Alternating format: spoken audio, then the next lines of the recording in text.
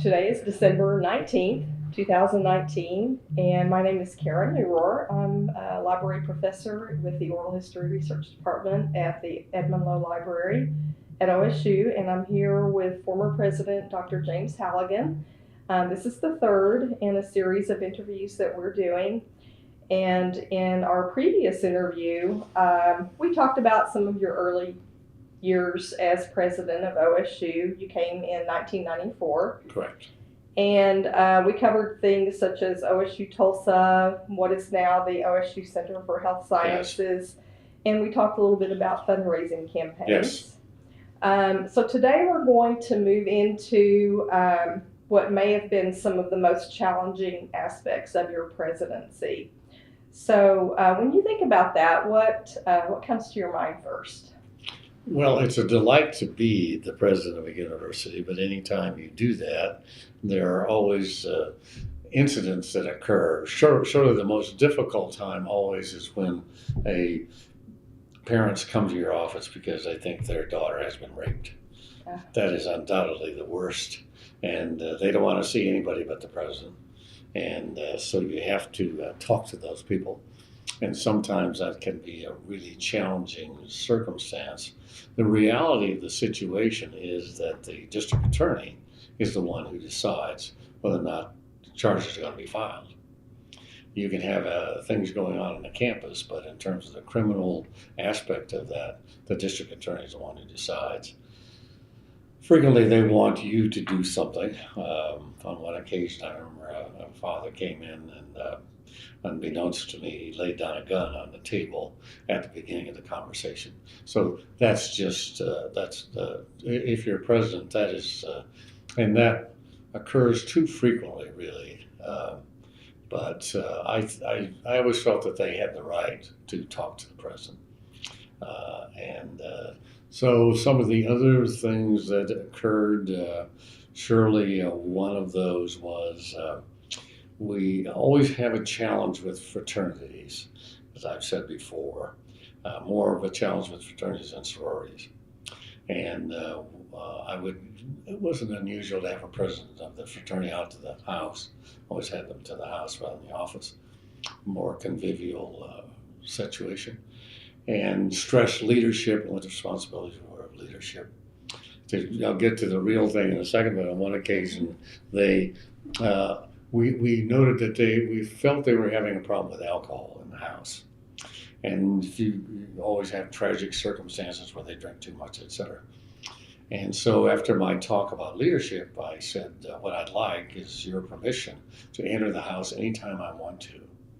So would you go back and talk to your group and then come back to my office and say whether or not you give me permission to enter your house anytime I want to, because I want to be sure that things are being conducted appropriately in your house. And of course the answer always comes back yes. So we were going home one time and we stopped. I said to him, if you never go in, then the threat's empty. So I walked in and they had a wall made of beer cans. You tend to exaggerate, but not quite as tall as a door, but about that tall, and maybe 7 feet long. And it was a great moment in that I had 3 sons, so I've been to the police station and things like that. And so I said, what in the world is going on here? How did this occur? And one of those moments that you remember in life, the president of the fraternity, in one of those great moments, said, sir, we want our pledges to be very environmentally conscious. So we take them along the roadside and have them collect beer cans. And you could see all of his members going, yeah, that was great. And I said, when I come back next time, there better not be 1 beer can in this house, all right? You can stop that activity right now, all right? And then I left. But that was sort of emblematic. One time we had a very unfortunate circumstance. I was always very impressed with the Native Americans Oklahoma. They never played the victim card. They never acted like they were victims. They were proud members of a particular tribe or part of that tribe. And so we would have Native American Day. And if I told this before, maybe about the teepee, but we used to have a teepee on the campus, and unfortunately, some of the students desecrated that on their way back from Joe's. We had to have a formal ceremony to remove that from our campus, remove that thing. Another event we had was one of the fraternities, which is a very good fraternity. Who knows why these things happen? They had a social event where one of them appeared in a Ku Klux Klan outfit, leading one of his fellow members with a rope around his neck with blackface on. And this picture somehow got out, and so a representative from the Southern Poverty Law Institute, I think that's right, from Georgia, came to the campus, and of course the New York Times and other people were interested in this. And I was very impressed with this young man. He was very bright and articulate, and trying to get to know him, we walked around the campus a little bit, just I did, just the two of us, sort of acquainting with the campus. And I remember I said to him that I knew Bill Clinton when he was governor of the state of Arkansas, that we were good friends. I said he was very bright and articulate, and I said to the young man, and this was heartfelt on my part, you're very bright and articulate, and I think you ought to consider a political career also. But right now, if you'd sort of help me, can we formulate a plan here to address this grievance that has occurred? And of course, we had a candlelight vigil in front of the library, and we brought in many of the black graduates of the institution that could make it. We had a Saturday meeting, started I think at 9 o'clock in the morning, went on, and we formulated an education plan for the fraternity, had the faculty advisor there, etc., and then had members of the fraternity come in and hear this plan, and they adopted it there on the site, and we went forward from that time.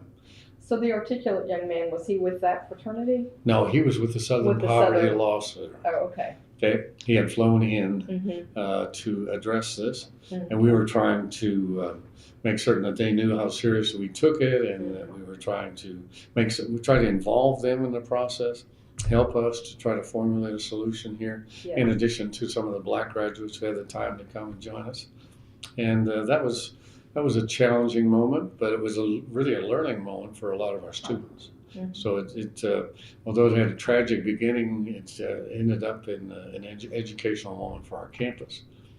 Another time that comes to mind, bomb threats are always something that are challenging for anyone sitting in the president's chair.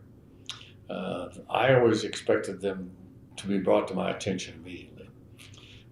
And when I was at the University of Arkansas, I was sort of new. I was acting as chancellor for the Fayetteville campus, and I shut down the law school exams one time because of a call in for a bomb threat. And then I realized that individual was just going to keep calling until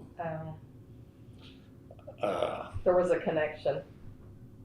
And so in any event, I was notified here, I think it was about 3 o'clock in the afternoon, something like that. The chief of police always could interrupt anything going on in the campus. And so he called and said, I think you better come over and listen to this. So I went over to the police department immediately and listened to it. And then had several other members of the provost, and chief financial officer, and other people listen to it. And we decided it was a real thing. And what the message was, we have planted a bomb in one of your 4 high-rise apartments over there, the Kerr Drummond complex. Okay? We planted a bomb in there, and it's going to explode this afternoon. So once you decide this is the real deal, Then we sort of had a plan. We had talked about what we might do. But in any event, I took one of them, Kerr, as I remember. I think 12 stories, but that's what I remember. And so I remember I walked up the 12 stories, had a vice president go to each one of them. Mm-hmm. Okay. And started down the hallway. This is President Halligan, and there's a bomb threat, and you got to get out of here right now. Mm-hmm. And the section I was in was of ladies, and some interesting responses I would receive, but I was insistent. I sort of worked, I got the top floor done and then worked my way down. And eventually we had, I don't know, you tend to exaggerate, but I don't know, between 250 and 400 students out there in the quadrangle. Mm-hmm. And we were a little concerned if it blew up, was it going to fall down or what's going to happen here? Mm-hmm. And then all sorts of problems suddenly start to manifest themselves. We said, if you have a problem, we had a microphone said, if you have a problem, we try to hold up our hands. Come and see us, okay? And the first thing was, I have some medicine inside of the complex and I have to have access to it. And so we had to get the student health center and bring the physicians over and had them set up a table. And we had to queue for that table. I have a health issue that needs to be addressed. And so there was all kinds of things that we had not possibly anticipated. It turned out to be a positive experience for us. Mm-hmm. Then we realized that we had shut down the cooking process for the food for the students for the evening meal.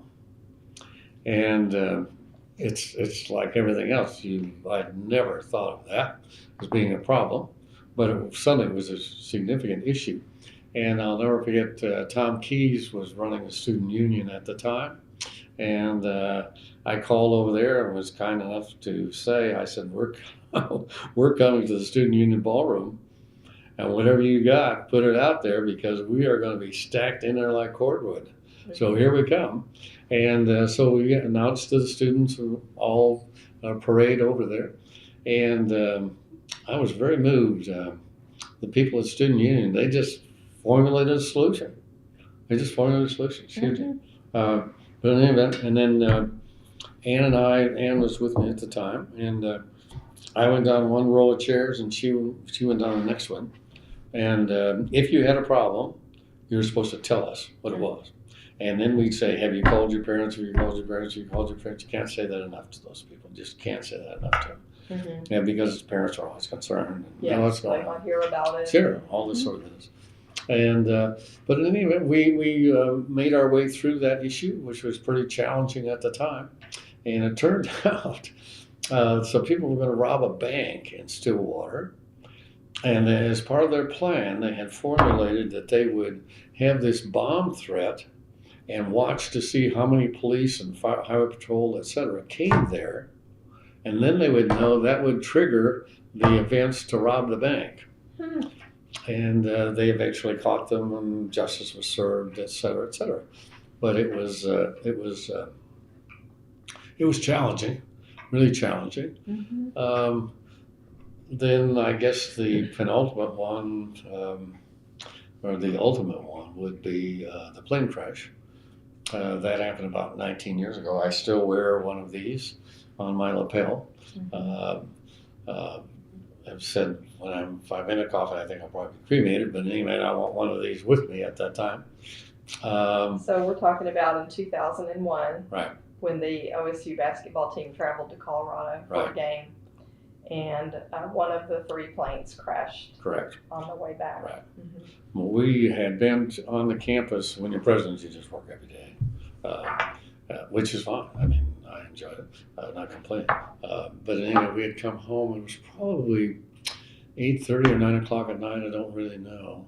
My son, who was a United Airlines pilot, called from Denver. And he said, Dad, there's a plane down. Mm-hmm. And I said, really? He said, yeah. He said, they're talking like it was some OSU people. Well, I didn't follow the travel of the basketball team. It was not part of the normal information I would receive. But in any event, Then the phone rang. I guess it was the police. Said we think it's bad. So Anne, in her wisdom, what a wonderful person! What a wonderful person. She said, put on a coat and a tie. Because if I remember, I was getting in my pajamas. And she said, no, put on a coat and a tie. So we went to the airport. And quickly we realized that was the circumstance. The Stillwater Airport. And Coach Sutton was there, and I admired him at the beginning. He did call the parents and tell them that we didn't know who was on the plane. We're trying to figure out whose cars are out there, just trying to, where are we, and etc.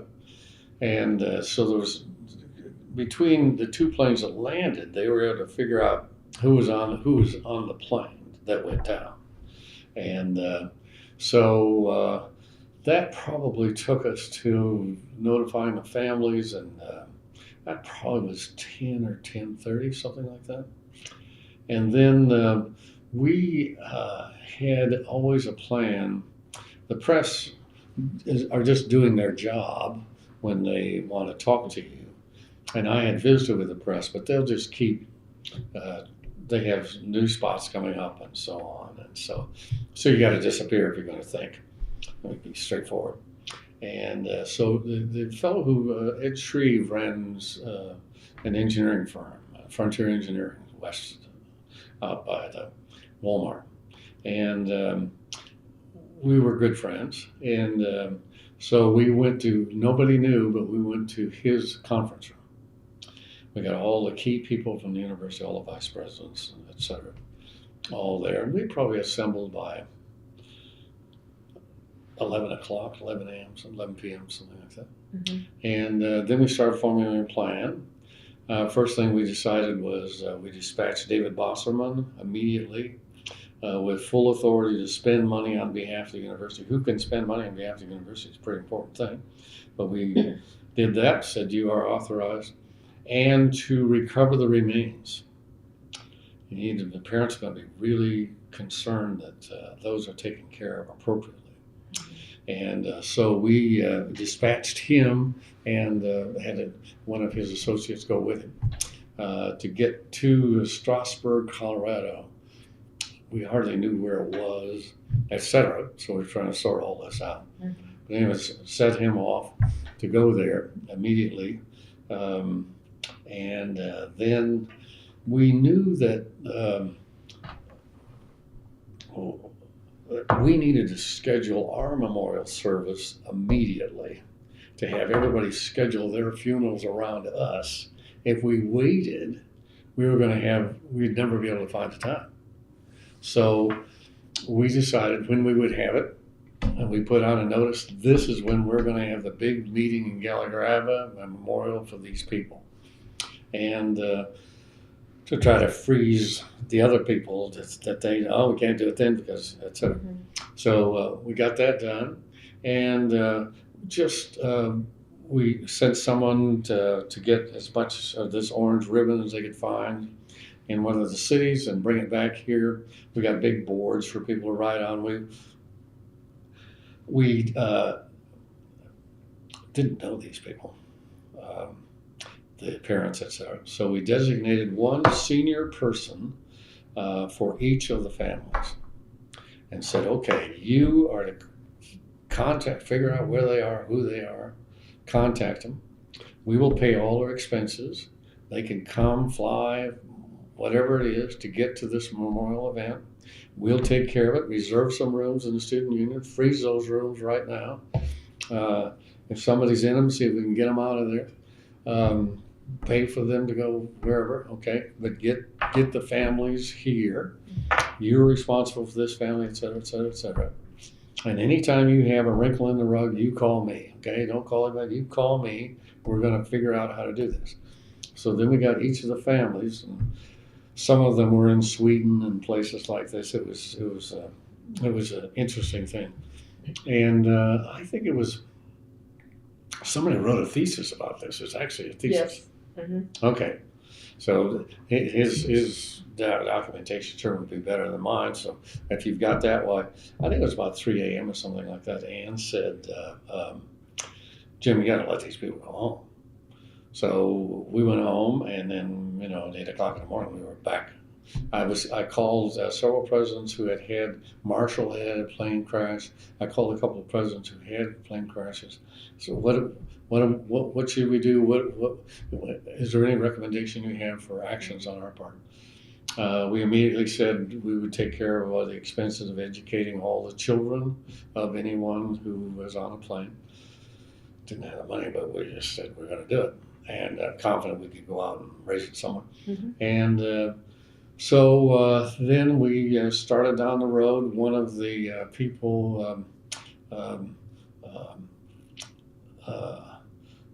a cowboy never lets his hat touch the ground unless he's in great sorrow.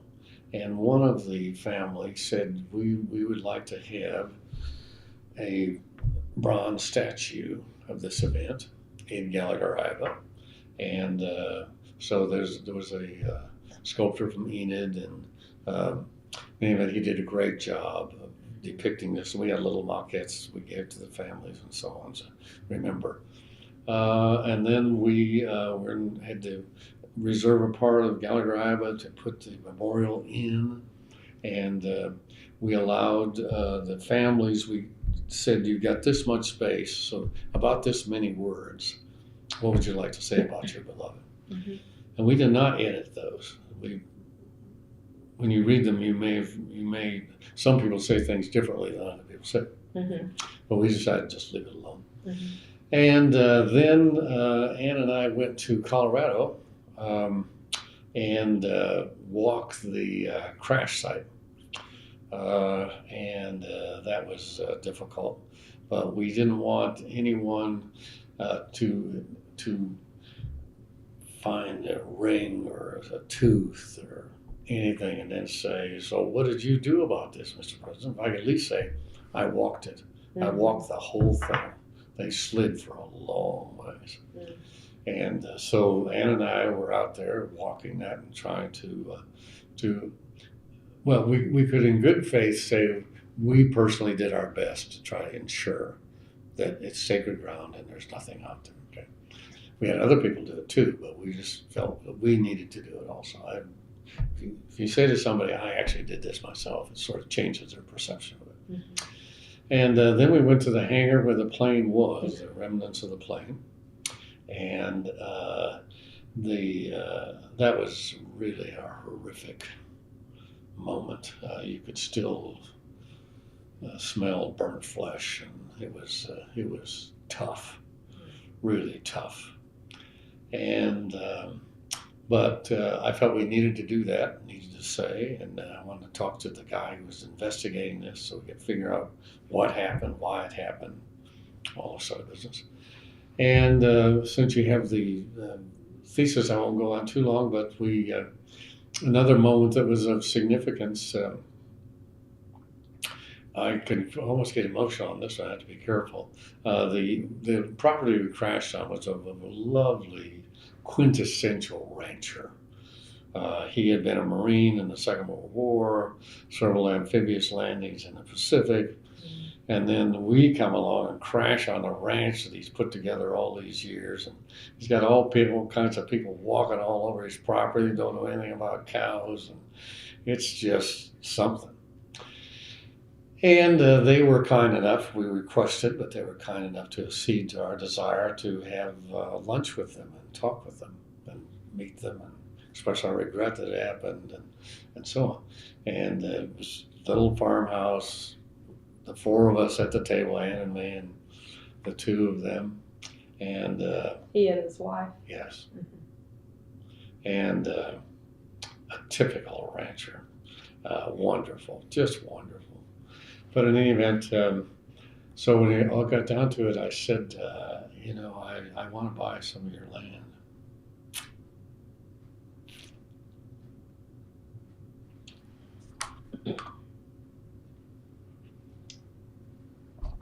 And he told me how he put this all together.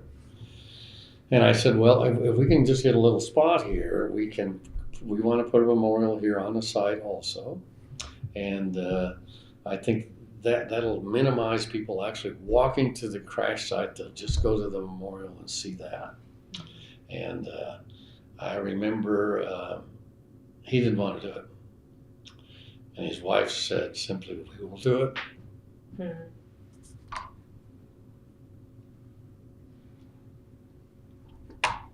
So he looked at her like a Marine looks at somebody, but he didn't contest that at all. Mm-hmm. And so all he said was, it's got to be black. Mm-hmm. I said, I hadn't quite thought of it being black. Then he said, it's got to be flat. I can't say it the way he said it. I said, well, sir, I appreciate that. Could you fill that out a little bit for me? He said, yeah. He said, this is sort of up on a hill. He said, anything that glints in this country, they shoot at it with a rifle.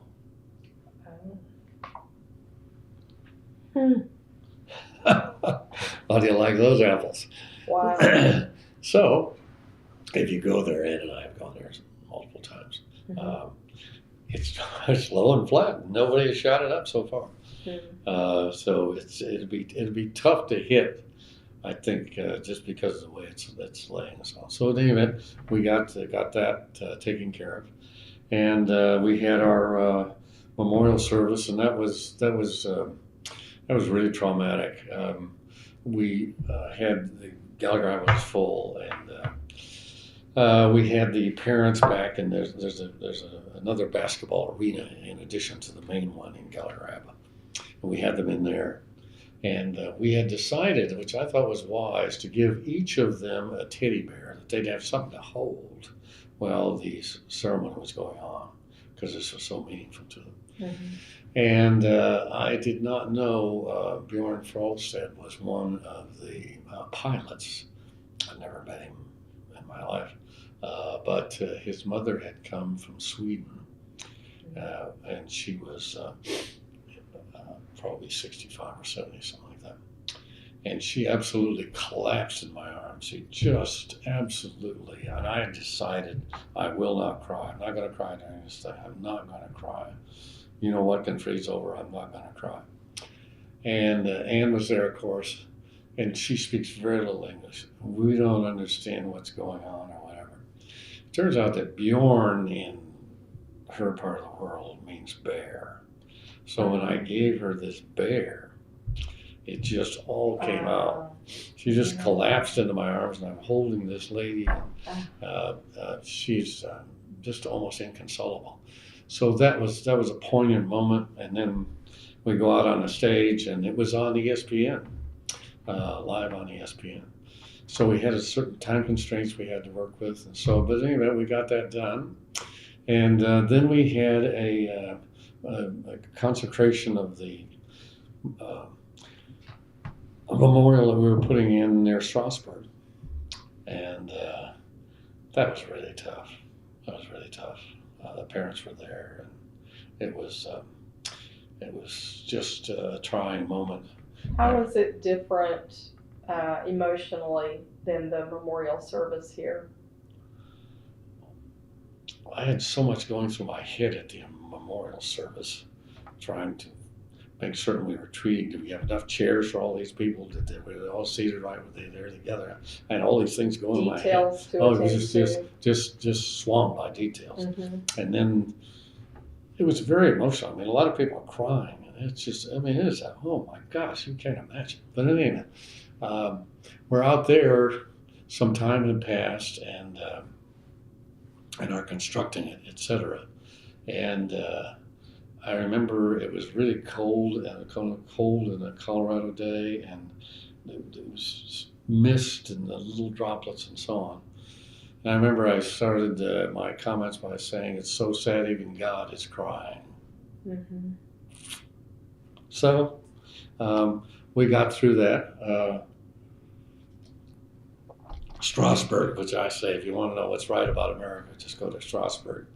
The ladies of the church, little town, Ladies of the church had a potluck. We all went afterwards there, and we gave them a little plaque and things like that, you know. And so then I said to one of the counselors, I said, "Now, there's anything I can do." We went to each of the homes, Ann and I did, and almost without exception, they sort of had a special room where they had the effects of who had died. And we would go there and they'd explain those things to us and why they were meaningful for them. And it would almost always be difficult for them to continue, but we felt we should do that, continue contact with them. And so I said, "Now, if there's anything I can do, you be sure and let me know." And this was the most unusual thing. I'm glad to have done it. I'm glad they asked, and I'm glad that I did it.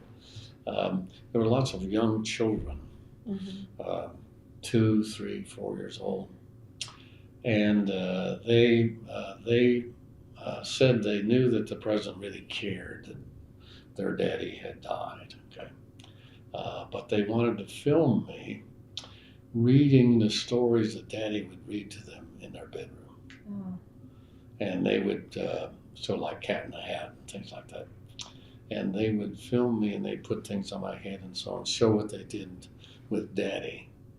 And I once again resolved not to cry. But I was just about done after that happened. It was really it was really an event in my life.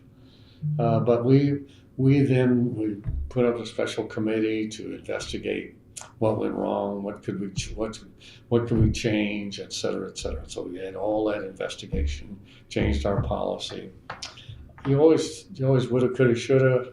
Should I have known about the travel plans of the men's basketball team? You can argue whether or not I should have. You can lay in bed and ask yourself that. You got a lot of things going on, but in any event, I got through that kind of business. We were almost in the, we had insurance and the state has insurance and so on.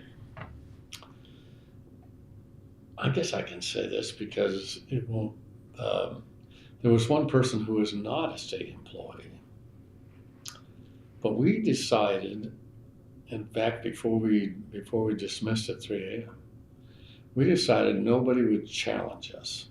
I guess I should say I decided nobody would challenge us. And therefore, we would extend all the benefits to them that we were extending to everybody else. Paying for their kids and everything, the whole thing. Mm-hmm. And nobody ever did challenge us. But we had various insurance, et cetera, et cetera. And of course, this is sort of a lawyer's paradise.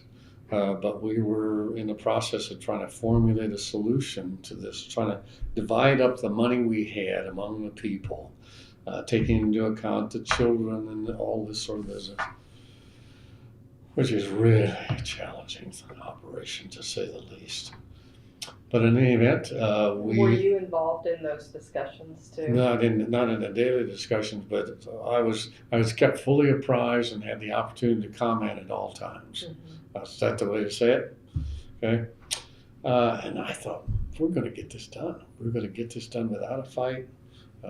Everybody's and Ann and I kept going to see them. We just kept going, and that was.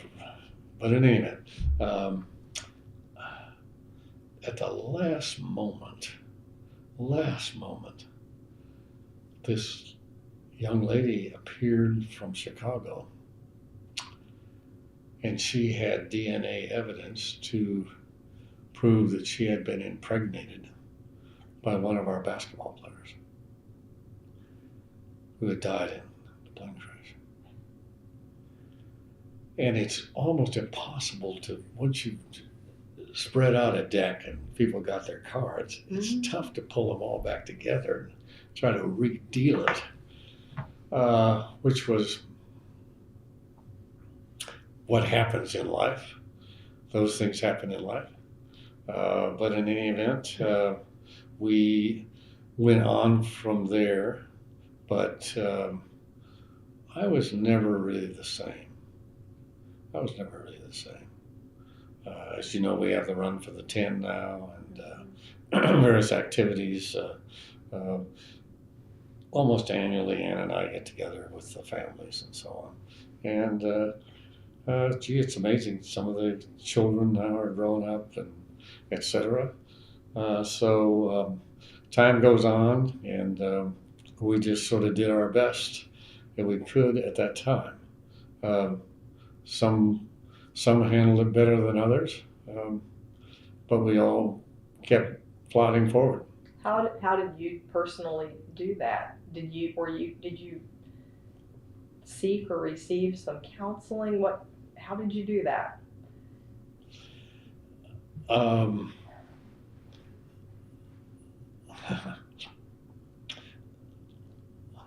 I had a really tough childhood. And I think that has been a benefit to me. In that it was Larry Reese, in fact, who said during this, he said to me one time, "Halligan, you're like a damn rock." So I was responsible.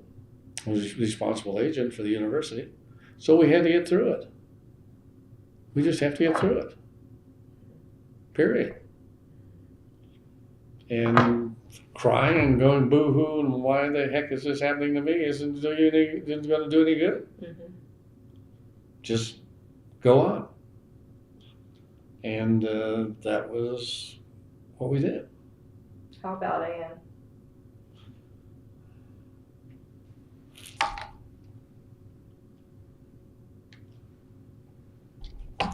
I think I'll let her speak for herself.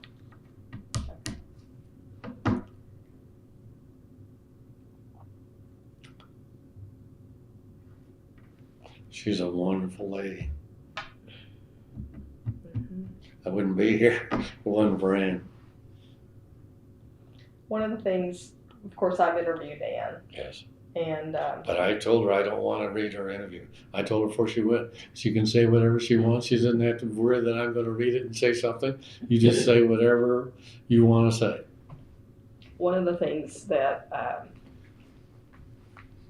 I felt like came out as we were talking, and I brought it up in our interview, was I'm going to glance at my notes. Sure.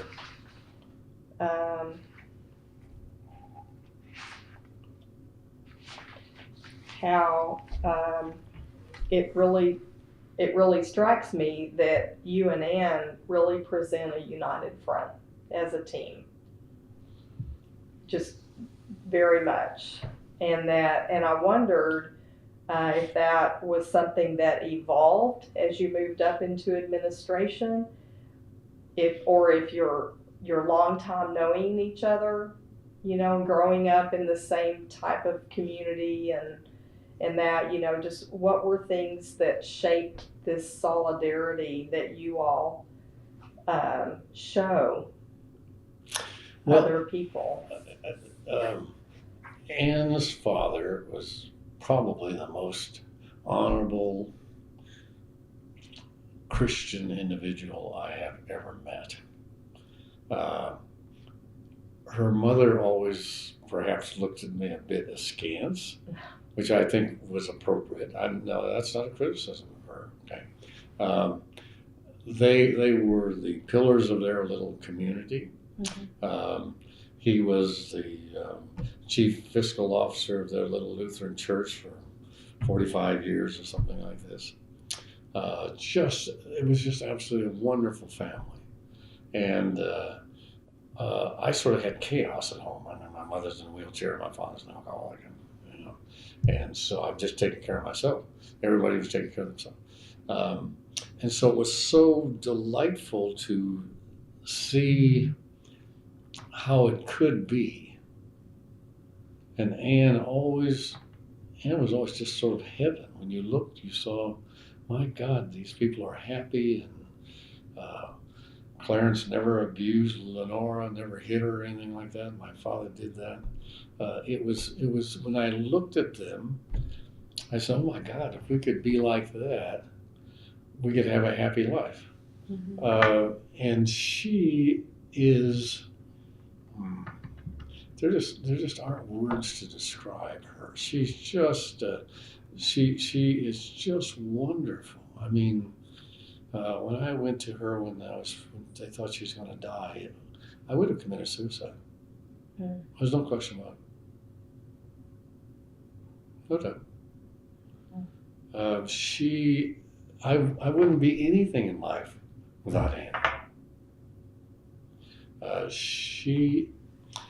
And I'm Irish, full Irish. She's full Norwegian. Very stoic individuals. It's not criticism. I don't think her parents ever said, "I love you" to him. Just was not what you did. I mean, you just were stoic and you went through life, and that was the Norwegian Lutheran ethic. No dancing, no gambling, etc. That kind of life. Okay. Where the Irish community I was in was just just the absolute opposite. I mean, it was bad language, tempers, and I mean, it was just totally different.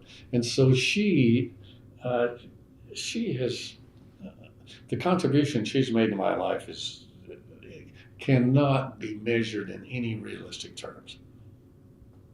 And she's been kind enough to. We left Exxon solely because we wanted to live on a 9-month salary and have 3 months off in the summer and be with our children. We never did that, but that was what we were going to do. We never. We live now in a house. I don't know. It's 2,200 square feet, something like that. It's very nice, but it certainly isn't opulent or anything like this. But it's what we chose. We say we were elegantly homeless for 19 years or something like that, living in New Mexico was a huge president's residence. I have the one here and all this sort of business. 6,000 square feet, something like that. And frequently I'd say to Ann, this is a waste. This is an absolute waste. But that's just us. Other people would look at that differently.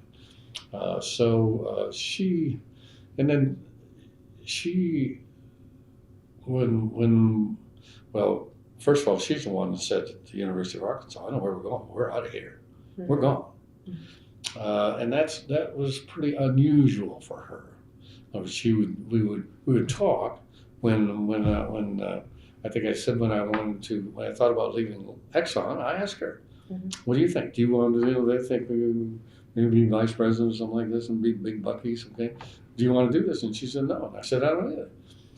So we would talk about those things, but in Arkansas, we're gone. This is it. I don't know where we're going. We're gone. So she at some moments in life, she'll speak with great clarity, which I really admire about her. So I wouldn't be anything in life. I can't imagine my life without Ann. There's no. We are not divisible.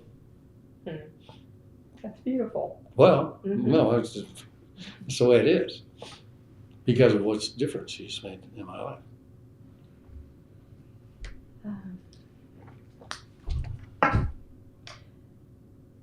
Is there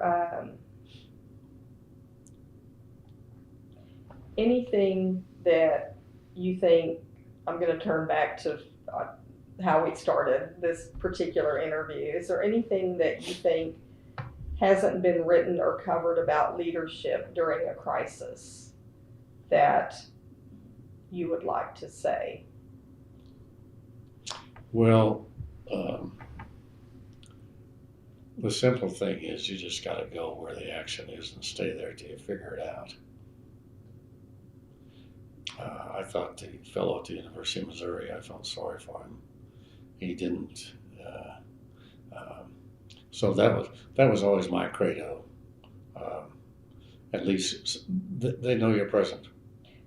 Did that happen before the tragedy here in Missouri? No, after. Afterward. Okay. But as I've said when I was at the University of Arkansas, I'll say it again. Culture eats strategy for breakfast. Mm-hmm. Culture is 10 times more important than strategy. Mm-hmm.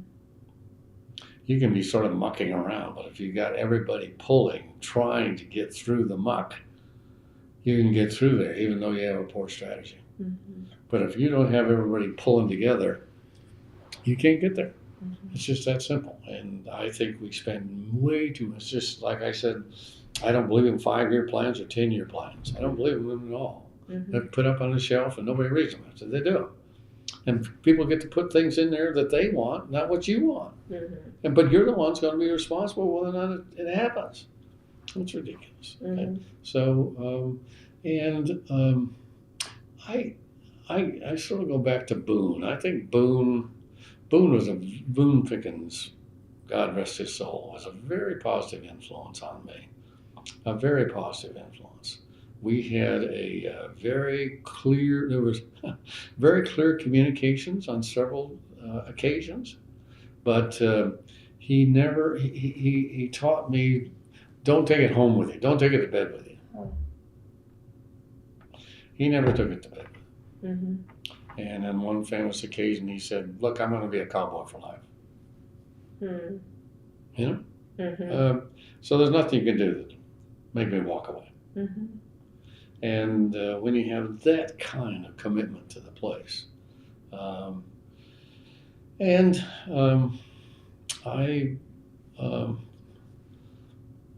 always knew I wasn't going to do this forever. I mean, this was I needed to do it intensely while I had the chance to do it, but not to hang around while people are sort of saying, "Is he ever going to go?" Mm-hmm. That was just me. Mm-hmm. Just me. Other people see those things differently. The bomb threat, did you learn things from that experience that helped inform the way that the plane crash was handled? Is there any connection between? Well, the fact, yeah, when we knew right away that the press.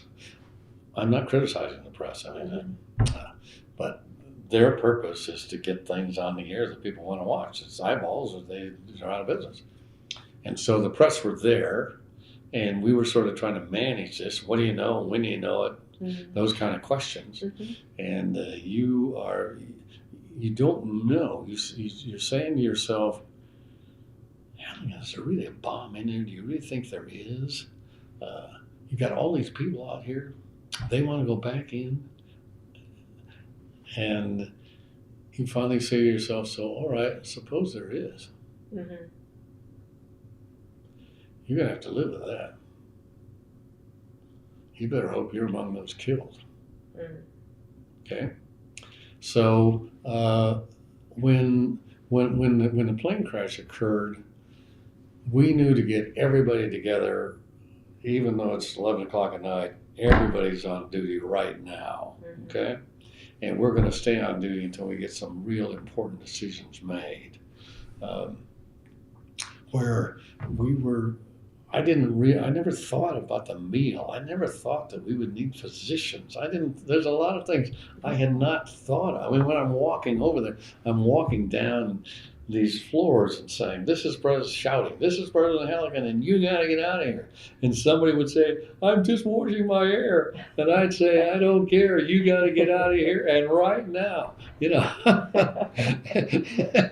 So, and I'm not criticizing. I'm just saying that's sort of the circumstance. And there were some other things that happened in the Norman. It was surprising to me, to say the least. Okay. But in any event, so we all had in our billfolds this card that had the crucial numbers on it, etc. And and we knew that we had to get away from the press. So the cards were a result of the bomb threat? Yeah. Yeah? Mm-hmm. Okay. And the key was to get somewhere where we could think and express ourselves and not have to walk out and have somebody there with a television camera talking to us. It was that's why I thought sharing the bomb threat is a good prelude to the plane crash, because it certainly, I think, helped us in this very, very difficult time. Is there anything that, looking back, that you would do differently? I know more about the transportation policy. Gee, one of the guys who had lent the plane that he owned had planned to be on the plane. And of course, we had all a long, involved process of what happened in that plane. And was it pilot error? What was it? And that was it just went on forever. Just forever. But no more. I should have known more about the transportation policy that they were following in the athletics department. So that's one result out of that. Yeah, and unfortunately, we lost another basketball coach. Yeah, I was going to ask you how you heard about that plane crash in 2011 with two of our coaches. Yeah, I really am reluctant to comment in detail about that. Yeah. I'm sure there's things that I don't know that went into that, but nevertheless, you sort of say to yourself, I bet that was hard. And then we had the 2015 homecoming parade tragedy here in Stillwater too. Now, both of these events occurred after your presidency, but you were still here. And I went through that intersection. We were in the parade. We went through the intersection. We don't know, in less than a minute before it occurred. Wow. And I guess what out of all of this, and I always say, this is the day the Lord has made. Let us rejoice and be glad in it every morning. Every day is just sort of a blessing. There are people through no fault of their own. The winds of fate don't blow in their direction. And it reduces the importance of money. It is one of the things that, particularly out of the fundraising campaign and out of these events, money has very little impact at all.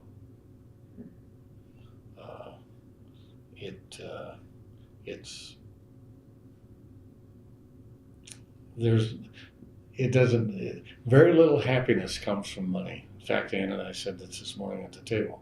We were with some people socially, and they've been very successful financially.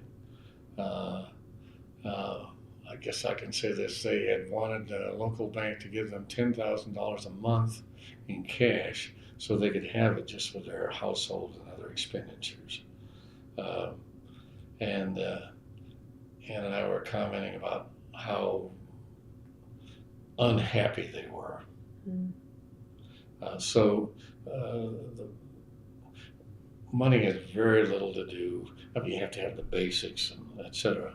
But all of this, particularly interacting with the mothers of the plane crash, even almost years later, one mother was convinced that God had taken her son before the crash had occurred. So he was in heaven when the crash occurred. And so that you could see how they were trying to come to grips with this. But the children were the tough they were the tough part of it all. But those things happen in life, and we just have to go on and do the very best we can. Mm-hmm. And it was certainly obvious I wasn't going to serve longer than 10 years as president. It was emotionally draining. I'm sure it was. Mm-hmm. Emotionally draining. Mm-hmm. But, and the board was very good to me. They were very understanding. During all of this, the board, I can't resist. This is not appropriate this time, but I can't suppress it.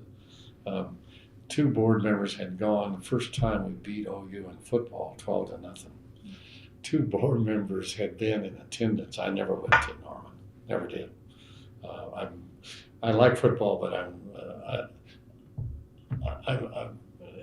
I would normally go to 1 away game a year. Mm-hmm. Okay, I just had other things more important to do.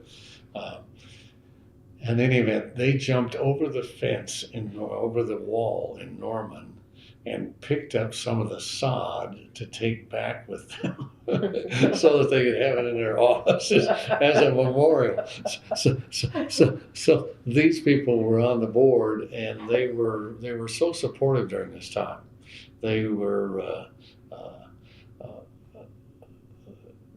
just it was one of the things that I knew I didn't have to worry about was the board. Mm-hmm. Where sometimes there are members who wish to assume they have more authority than they have, Mm-hmm. or wishing to have an office on campus, or somehow to be recognized for the fact that it's very significant. They are appointed to the governing board. Mm-hmm. But that has constraints on it, just like the office of president has constraints on it. So I think I read in, Dr. Randy Mills, it was his dissertation from 2004 that was about leadership during crisis. Mm-hmm. And You read it? I skimmed it. Did you? I did.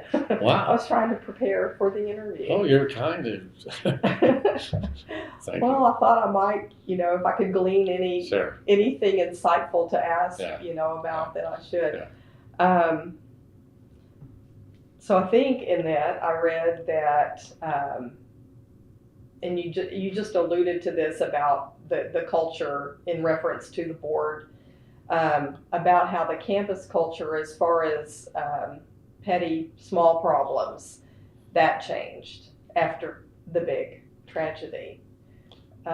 Yes, it did. I think I had an impact on almost everybody who was here at that time, and the faculty council meetings. I used to go to the faculty council meetings, and I think that's one of the delights of a university, to be honest with you, is that they are tenured, almost always tenured full professors, further along in their careers, and have gained some insights as to how a university should be operated, and are willing to share those with the president.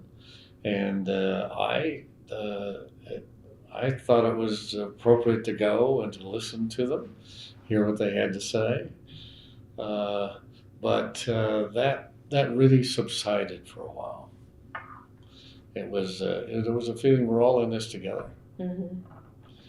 This is what has happened to us is bad. It wasn't really our fault. Somehow it just happened. Mm-hmm. So we all got to pull together here to get through this. And in the student body, the number of incidences in some of the fraternities diminished, and so all in all, it had as everything has some positive, some negative aspects to it, and that has some positive aspects to it. Mm-hmm. So, okay. Yeah, it helps people see what's more important. That's right. Mm-hmm. That's right. That's right. Yeah. And it was.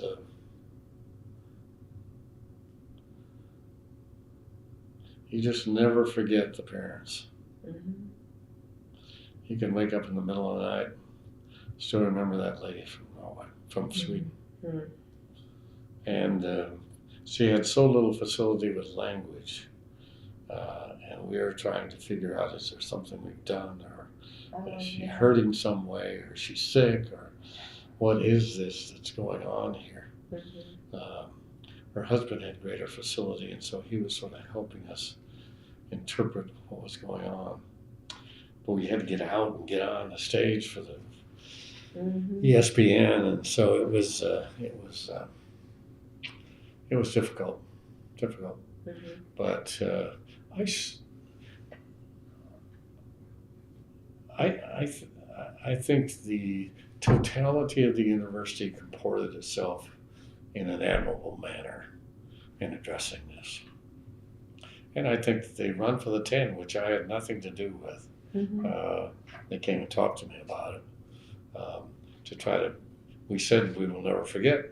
Yes. And so that has helped us to keep that, and I think the families are impressed by that. Mm-hmm. And the fact that a considerable portion of monies go to the counseling center, and Susie Burks and I interact on occasion, and so it some good has come from it. Mm-hmm. But just the fact that we do remember. Mm-hmm. We got it on. And do you wear this when you're in public? All the time. When I was in the Senate, all the time. All the time. Yeah.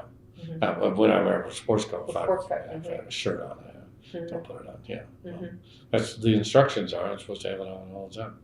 So that's and my goodly wife helps me on occasion. But yeah, that's because that was what we all wore at that time. Mm-hmm. And the comments that the students wrote on those big whiteboards, we had big whiteboards in Gallagher, and you could write anything.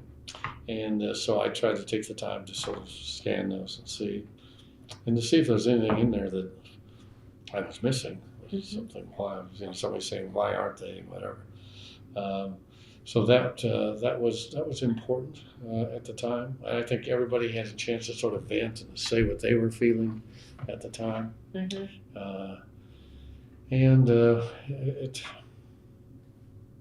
Those things happen in everybody's life. Mm-hmm. Those things happen in everybody's life. It's just an integral part of living. Mm-hmm. And we're blessed and fortunate to be able to live. So this is one of the things when your presidency is talked about as far as the importance of your leadership.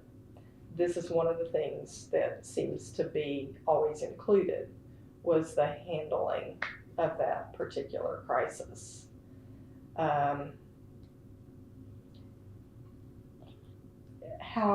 does it rank there with the other accomplishments, the directions that you were able to move the university in? Does it bother you that looms over the other things, or are you fine with that? I'm fine with that. I think it's up for others to make those assessments. I would probably put that number one. I'd say turning around the enrollment. That was absolutely key because of the projections that we'd be much smaller, and the University of Central Oklahoma would be larger than we were, et cetera, et cetera. All of those things were integral, and as I've said, this culture business is so important, but culture also has to have, there has to be some stiffness to culture. It can't all be just we love you and we appreciate what you're doing. What do you mean by that? If you are a senior administrator and your area isn't performing, then we need to make arrangements for your departure. Oh.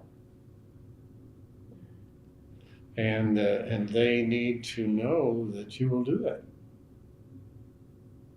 Now, the preferable manner is for that to occur and people to be not really certain whether or not it did occur.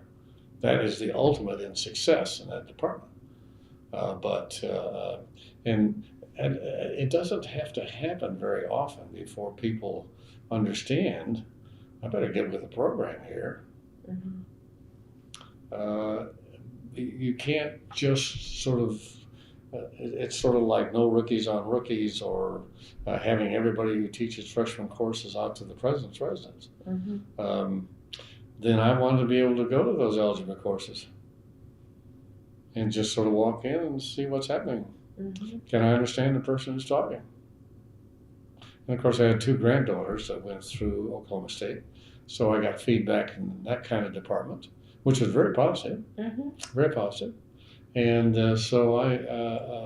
but there were some things that, and in particularly in athletics, athletics had. A very senior person just told me, Halligan, you just can't do. He said, I just want to be honest with you. You just can't do what you're proposing to do. And I said, well, if I can't, I'll leave so they can get somebody else who can do it.